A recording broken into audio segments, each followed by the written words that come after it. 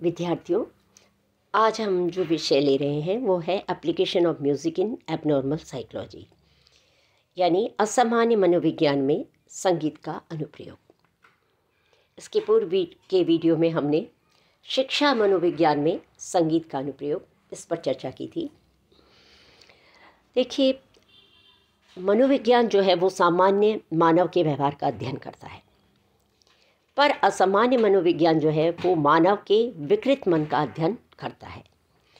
विकृत मन जो है वो साधारण मन से भिन्नता, एक विकृतता लिए हुए होता है और समाज पर दुष्प्रभाव डालता है। हम जानते हैं कि मनुष्य जो है एक सामाजिक प्राणी है, तो इस कारण उसे अपना शारीरिक और मानसिक संतुलन बनाए रखना जो है उसके लिए, व्यक्ति के लिए बहुत ज़रूरी होता है, तभी उसका व्यवहार सामान्य माना जाता है। अब मानव के व्यवहार को नियंत्रित करने में हम देखते हैं कि शिक्षा का एक महत्वपूर्ण स्थान है। तो कई बार हम देखते हैं कि बाल्यकाल से ही विद्यार्थी जो है वो कई मानसिक और शारीरिक रोगों के शिकार हो जाते हैं और परिणाम स्वरूप जो उनका व्यवहार जो है वो असंयत होकर समाज के अन्य लोगों को प्रभावित करने लगता है या हानि पहुंचाने लगता है। तो मनोविज्ञान की भाषा में ऐसे लोगों को ही असामान्य या विकृत या असाधारण मानव की संज्ञा दी जाती है। अतः हम ये देखते हैं कि असामान्य मनोविज्ञान विचित्र, विकृतपूर्ण, तर्कहीन, असामान्य व्यक्तियों के व्यवहार, उसके मानसिक अनुभव, क्रियाओं, उसकी असाधारण जो अवस्थाएं हैं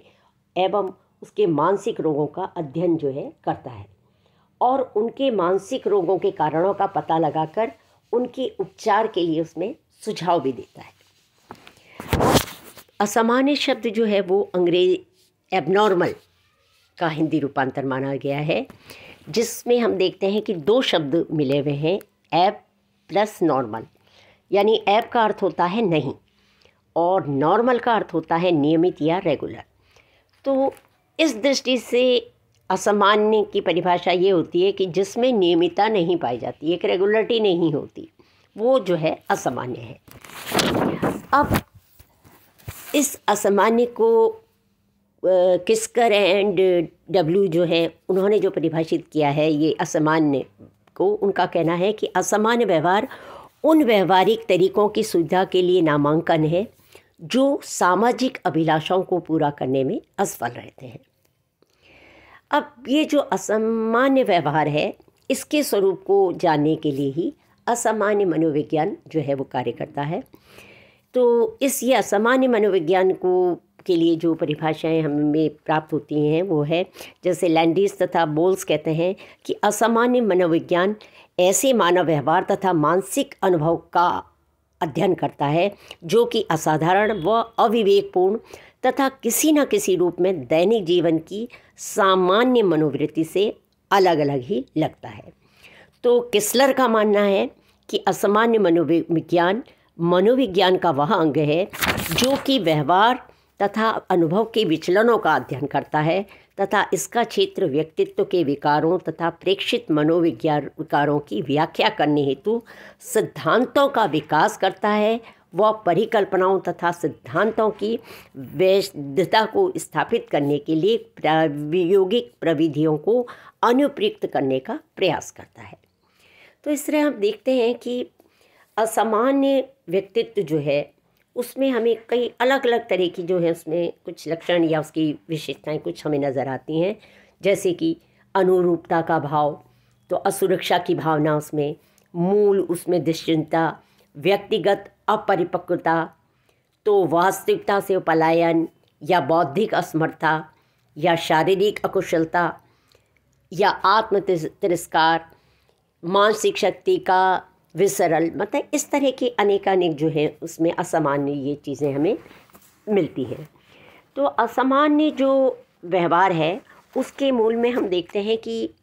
वंशानुक्रम और वातावरण का भी दो कारण जो है मूल में आते हैं, क्योंकि अर्थात कुछ असामान्य व्यक्तियों की जो है कुछ, मतलब हम देखते हैं कि कुछ असामान्यताएं तो व्यक्ति में जो है वो उसकी वंश द्वारा ही उसको प्राप्त होती हैं, यानी उसकी वो वंशानुगत होती हैं। जबकि कुछ उसको वातावरण के संपर्क में आने के कारण जो कुछ अवरोध उसे मिलता है तो उस समय उसके वो चीज़ें उत्पन्न हो जाती हैं। अतः हम ये मान सकते हैं कि ये असामान्य व्यवहार उसके वंशानुक्रम और वातावरण का भी एक कुछ प्रतिक्रिया स्वरूप उसका व्यवहार हो जाता है।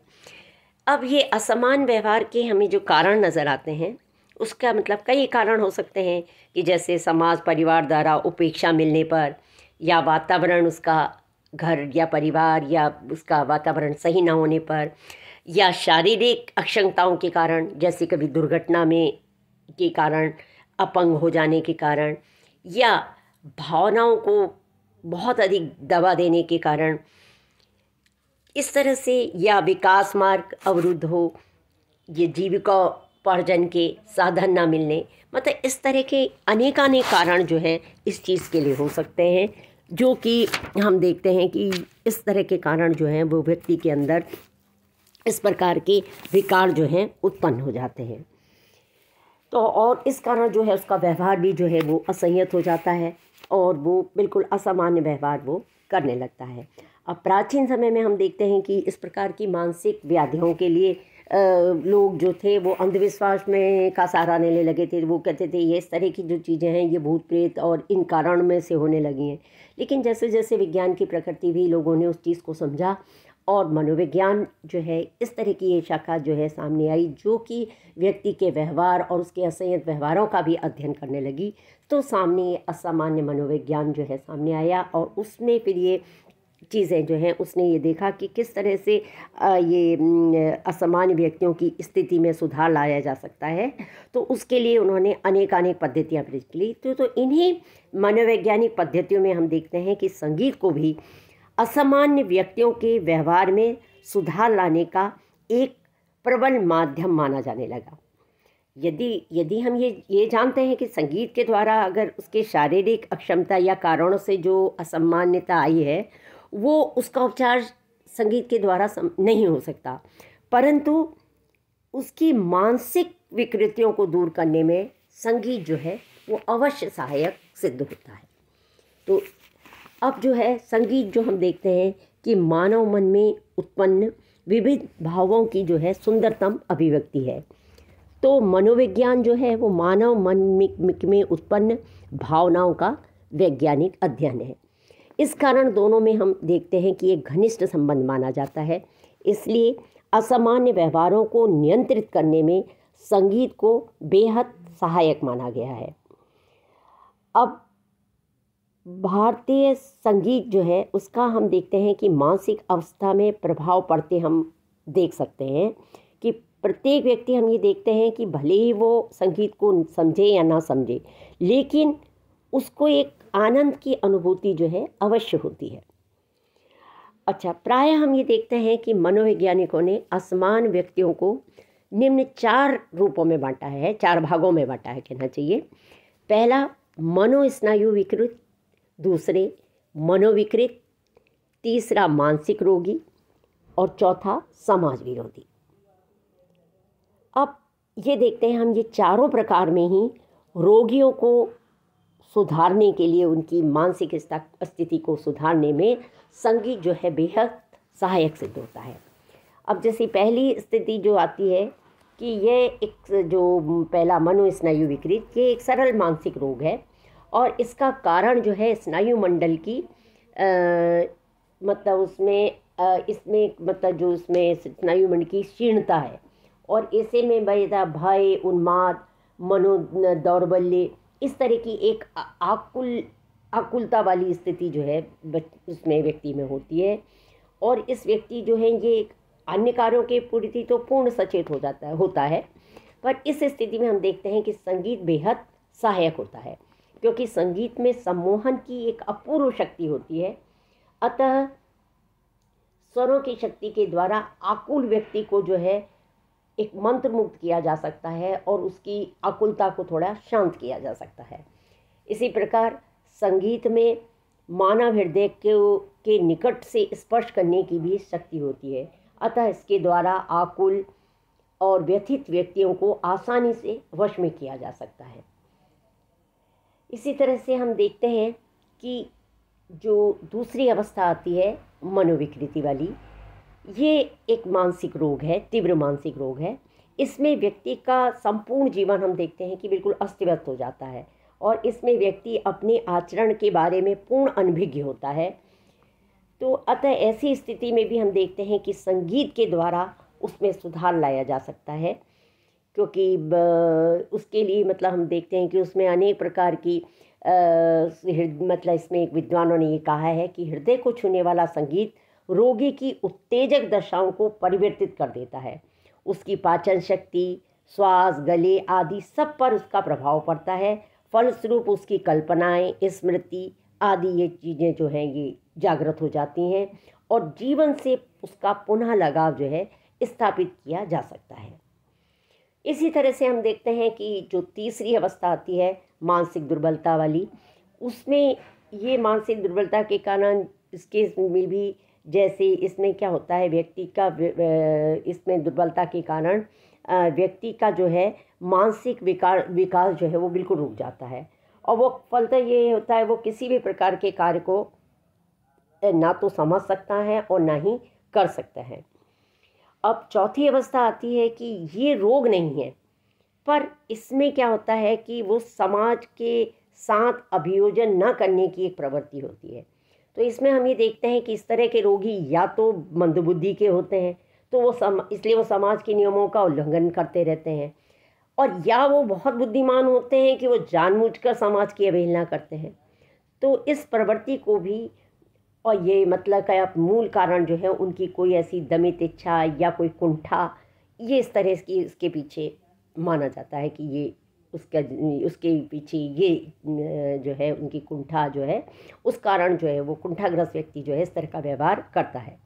अतः ऐसी मानसिक अवस्था का इलाज भी देखते हैं हम कि संगीत के द्वारा संभव है। अतः स्पष्ट है कि संगीत जो है कई मानसिक रोगों को ठीक करने में और इस प्रकार के जो असामान्य मनोरोगी आते हैं उनके व्यवहारों को नियंत्रित करने में सहायक सिद्ध होता है। अब हम ये देखते हैं कि आज ये संगीत चिकित्सा हमें बहुत देखने को इसका प्रयोग मिलता है। तो ये आधुनिक युग की देन मानी गई है, क्योंकि इस पे जो है विदेशों में तो बहुत कार्य हुआ है। तो अब इस संगीत चिकित्सा में जो है म्यूज़िक थेरेपी को जो है भारत में भी अब हम देख रहे हैं कि यहाँ पर भी इसमें बहुत प्रयोग होने लगे हैं।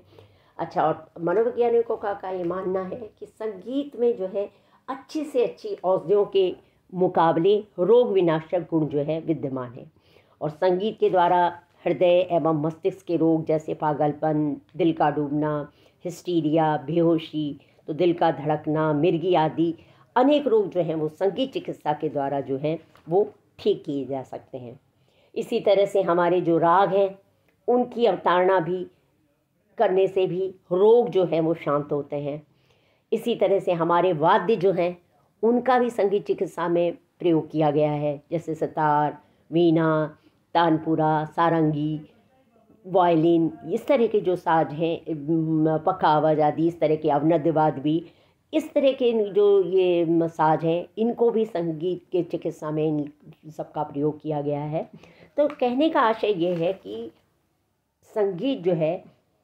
वो रोगियों के असामान्य व्यवहार और उसके मानसिक उपचार में बेहद जो है सहायक सिद्ध हो सकता है। Thank you.